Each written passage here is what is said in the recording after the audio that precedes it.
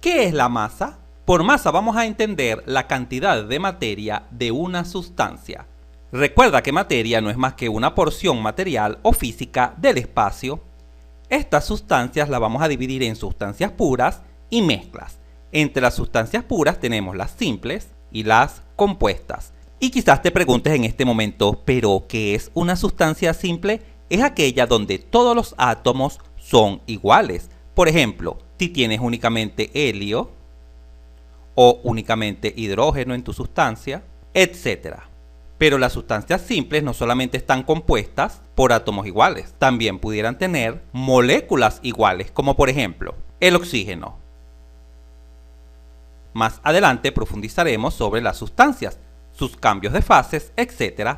En resumen, una sustancia pura simple puede poseer átomos iguales o moléculas iguales.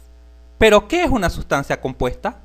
Se puede definir como aquella que tiene moléculas iguales pero con átomos diferentes. La más famosa de ellas es el agua. En el agua todas sus moléculas son iguales, pero está compuesta por átomos diferentes, 2 átomos de hidrógeno y 1 de oxígeno.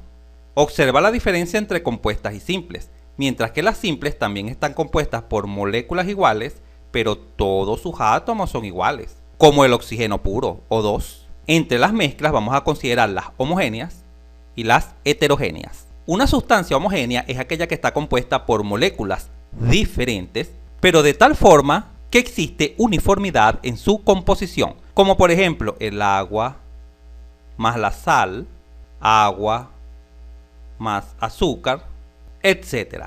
Mientras que las sustancias heterogéneas son aquellas que también tienen moléculas diferentes, pero se distinguen a simple vista, porque no se llega a una composición uniforme en su mezcla, como por ejemplo el agua más el aceite, no se mezclan. Si mezclas arroz con frijoles, etc.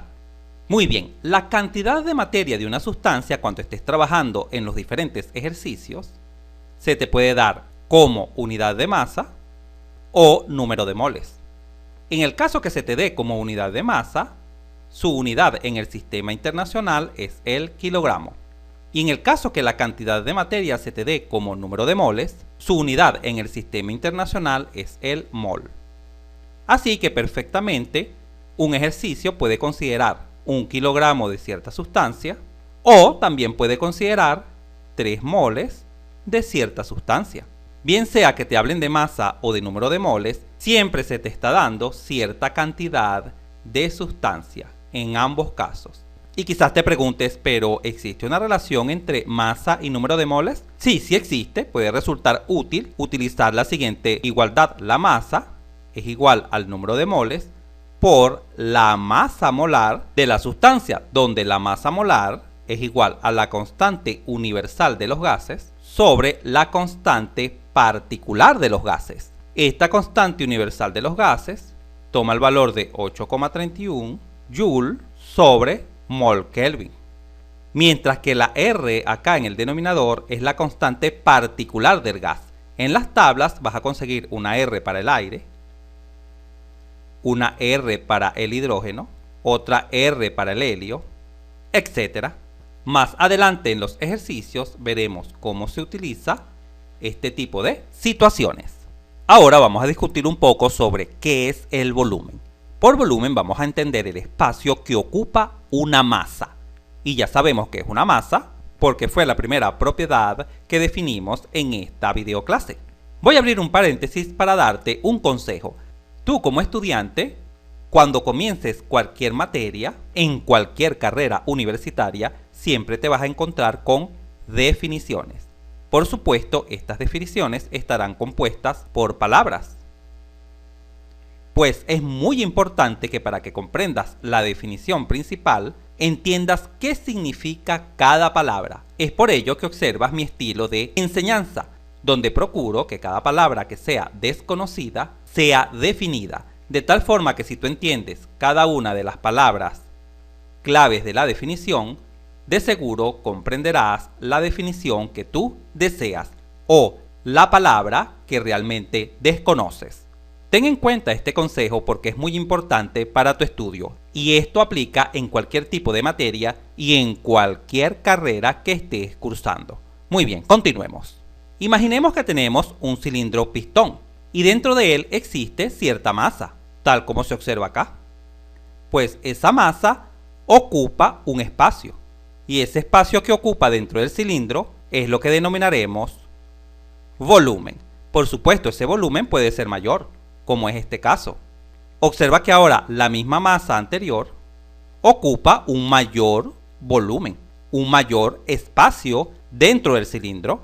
Vale destacar que este tipo de sistemas lo estaremos utilizando en varios ejercicios, pero lo vamos a representar así, como una vista de frente de este cilindro pistón.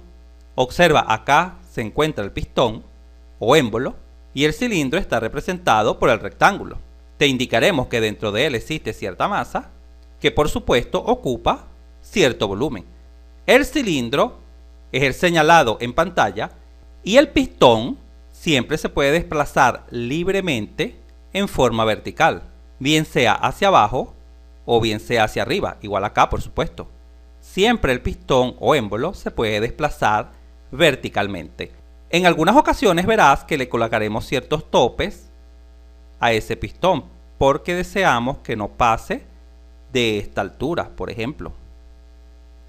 Ya lo veremos en los distintos ejercicios. Estos serían unos topes que restringirán el movimiento del pistón dentro del cilindro. Y en otras ocasiones observarás que le colocaremos a ese cilindro pistón un resorte. Eso lo veremos en los diferentes ejercicios. ¿Y en qué unidad trabajaremos el volumen? Se trabajará el volumen por lo general en metros cúbicos. Por supuesto, puede venir en pie cúbico si estamos trabajando en el sistema inglés, etc. Muy bien, continuemos. ¿Qué entenderemos por energía interna? Por energía interna entenderemos la energía almacenada por el sistema termodinámico de partículas debido a su temperatura. Observaremos que la energía interna básicamente depende de la temperatura. A mayor temperatura, mayor energía interna. A menor temperatura, menor energía interna. Así pues, la masa contenida en cierto volumen siempre tendrá cierta energía interna, la cual denotaremos a través de la letra U. Esta energía interna es igual a la energía de vibración molecular más la energía cinética molecular más la energía potencial molecular. Pero no te preocupes, no estaremos calculando estos diferentes tipos de energía. Simplemente estaremos calculando la energía interna del sistema, pero es bueno que sepas que esa energía es la sumatoria de estos diferentes tipos de energía a nivel molecular. ¿Y cuál será la unidad de la energía interna? La unidad de la energía interna será el kilojoule sobre kilogramo. Vale recordar que joule es newton por metro. Es bueno que lo tengas presente, de tal forma que esto es lo mismo que kilo, newton por metro, sobre kilogramo. Pero según la unidad de energía que se te dé, la energía interna también se puede representar como kilocalorías sobre kilogramos. Observa, en vez de joule, se da en forma de calorías. Y estaremos haciendo esta conversión con la siguiente relación. Una caloría es aproximadamente igual a 4,18 joule. Esta relación será muy útil a la hora de convertir calorías en joule o joule en calorías. Muy bien, continuemos. ¿Qué entenderemos por entalpía? La entalpía es la cantidad de energía que un sistema termodinámico puede intercambiar con los alrededores. Observa la figura. Ya sabemos que la masa, que ocupa cierto volumen, posee cierta energía interna. Se puede decir que la entalpía es la capacidad que tiene esa sustancia para intercambiar energía con sus alrededores. Más adelante veremos que esa entalpía, por lo general, se intercambia en forma de calor. El calor lo vamos a representar con la letra Q. También se puede definir la entalpía como la capacidad que posee una sustancia para realizar un trabajo desde el punto de vista térmico, claro. Más adelante veremos que la entalpía y la energía interna se relacionan. La entalpía es igual a la energía interna más la presión por el volumen específico, cuando el proceso es isobárico, es decir, a presión constante. La palabra isobárico significa que el cambio de estado se sucede a presión constante. ¿Y cuál será la unidad de entalpía? La unidad de entalpía es la misma unidad de la energía interna, es decir, kilojoules sobre kilogramos. También se puede ver en kilocalorías sobre kilogramos, etc. ¿Qué entenderemos por entropía? La entropía es el grado o tendencia de un sistema termodinámico al desorden. Pero más allá de saber qué es la entropía, lo más importante es su utilidad. La entropía es un parámetro de capacidad térmica que permite con su variación conocer si un proceso es reversible o irreversible. Es decir, si la variación de entropía, variación se denota con esta letra griega delta. Cuando observes delta delante de cualquier letra, por ejemplo de la entropía, indica que existe una variación. Y esta variación no es más que la entropía final menos la entropía inicial. Si esta diferencia es nula, es igual a 0, entonces se puede concluir que el proceso es reversible. Pero esta igualdad es lo mismo que decir que la entropía final sea igual a la entropía inicial. Es decir, que realmente no hubo cambio de entropía. En este caso, el proceso es reversible. Pero si sucede lo contrario, que la variación de entropía, es decir, entropía final menos la entropía inicial, es distinto de 0, ojo, distinto de 0, se concluirá sin lugar a dudas que el proceso es irreversible. Es decir, si la entropía final es diferente de la entropía inicial, se concluirá que el proceso es irreversible. Más adelante aprenderemos a calcular la entropía en los diferentes estados de la materia. ¿Y en qué unidad trabajaremos la entropía? La entropía viene en kilojoule sobre kilogramos Kelvin. Y ojo acá, esta K es Kelvin. Kelvin es la unidad de temperatura, mientras que esta K se refiere a kilo, unidad de 1000, kilojoule, y esta K se refiere a kilogramo. Mucho cuidado con este tipo de detalles. También la entropía la podremos ver como joule sobre mol Kelvin. También se puede observar en esta unidad. Todo dependerá del sistema en que se esté trabajando. Finalicemos el video ilustrando la entropía. Imaginemos que tenemos un sistema ordenado. Cuando se aumenta la entropía, el sistema será menos ordenado. Por ejemplo, imagina que tienes un líquido. En un líquido las moléculas se encuentran más unidas que en un gas.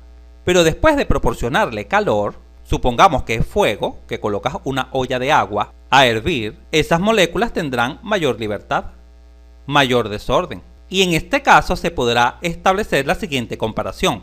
Cuando el sistema está más ordenado, tiene una baja entropía, tiene poca entropía.